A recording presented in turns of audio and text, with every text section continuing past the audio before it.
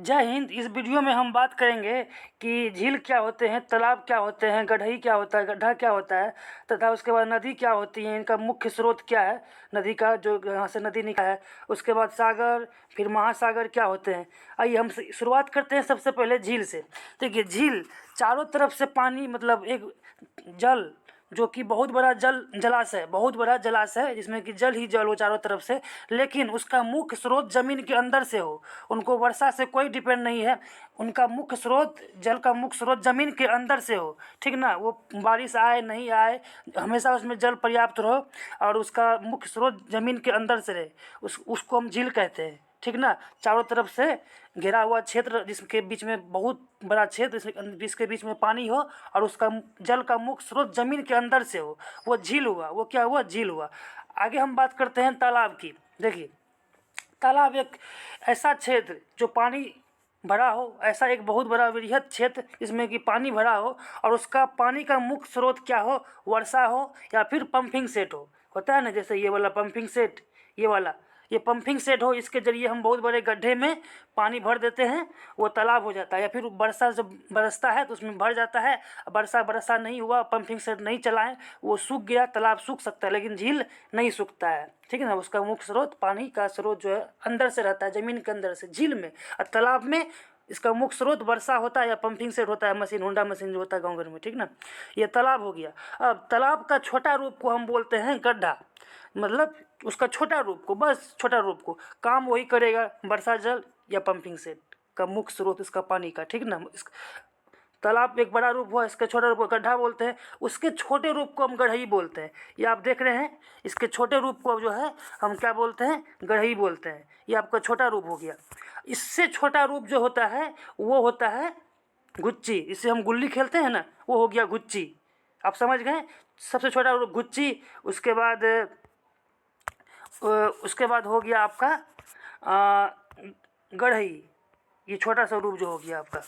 उसके बाद गढ़ही हो गया। उसको इससे बड़ा क्या हो गया? थोड़ा बड़ा गड्ढा। और उससे बड़ा हो गया तालाब, उससे बड़ा हो गया तालाब, और उससे भी बड़ा हो गया ये आपका झील, जिसका मुख्य स्रोत ज़मीन के अंदर से जिसका पानी का स्रोत होता है। ये तो आप समझ गए। अब हम बात करते हैं, देखिए, झील समझ गए, तालाब समझ गए, अब आते हैं नदी पे। नदी समझना बहुत ज़रूरी है।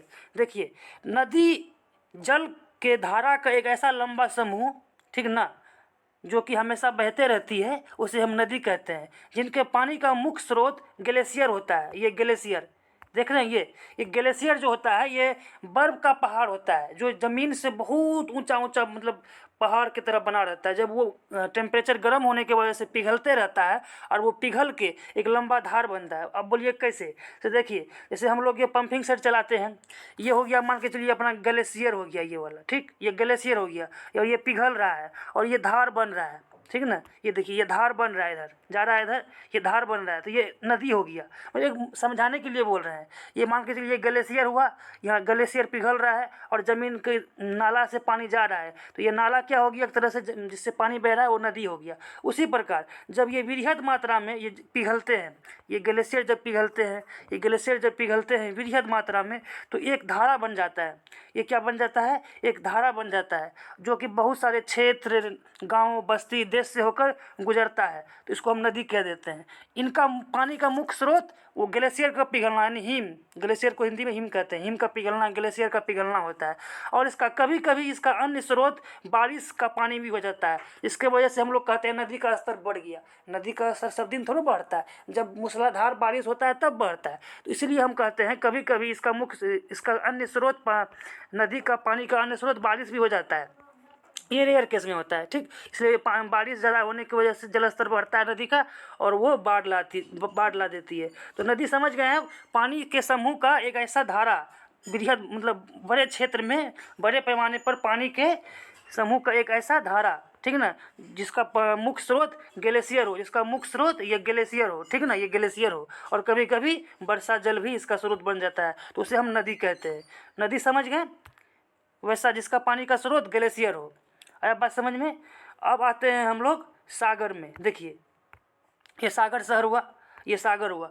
सागर हम उसको बोलते हैं जिसकी गहराई मतलब ज़मीन के अंदर, मतलब पानी में जो अंदर जाते हैं तो 5 फीट 10 फीट होता है अंदर, 0 से लेकर 4000 लगभग 4000 फीट तक जिसकी गहराई हो और उसका क्षेत्रफल थोड़ा कम हो, उसको सागर बोलते हैं। अगर यही चीज़ बहुत बड़ा क्षेत्र हो पानी का और उसकी गहराई 4000 फीट से ज़्यादा हो, आगे जहाँ तक चली जाए, उसे हम महासागर कहते हैं। ये प्रशांत महासागर है, इसकी गहराई 4000 फीट से अधिक है तो महासागर हो गया। और हाँ, सागर हम उसे ही कहेंगे जिसका कनेक्टिविटी महासागर से हो। से मान के चलिए ये सागर है तो इसका जो कनेक्टिविटी होगा आगे चलकर कनेक्टिविटी होगा वो किसी न किसी महासागर से होगा, प्रशांत महासागर हो, हिंद महासागर हो, किसी न किसी महासागर से होगा, तभी उसको हम सागर कहेंगे। उसका कनेक्टिविटी, उसका जुड़ाव, उसका मिलन अगर किसी महासागर से नहीं है तो वो सागर नहीं होगा, वो झील होगा या फिर तालाब होगा। जमीन के अंदर से पानी निकलता होगा झील होगा, अब वर्षा जल पर निर्भर रहता होगा तो तालाब होगा। आया बात समझ में? मतलब सागर वो इसी को कह सकते हैं हम,